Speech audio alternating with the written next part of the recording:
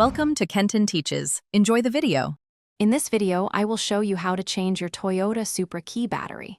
First, gather your tools, a small flathead screwdriver and a new CR 2032 coin cell battery. It's important to have a clean, well-lit area to work in to avoid losing any small parts.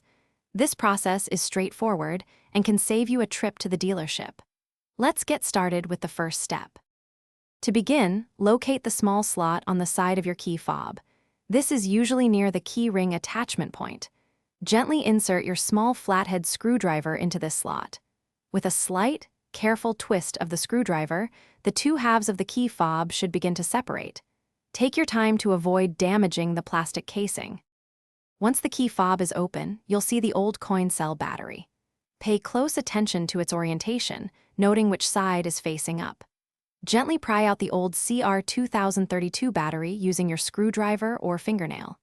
Now, take your new CR 2032 battery and insert it into the slot, ensuring the positive side, usually marked with a plus sign, is facing upwards, just like the old one.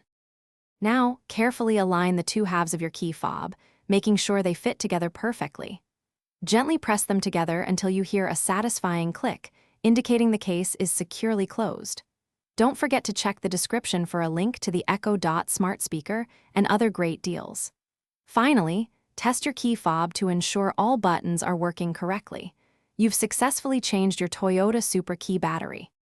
Thanks for watching. Please subscribe if this video was helpful.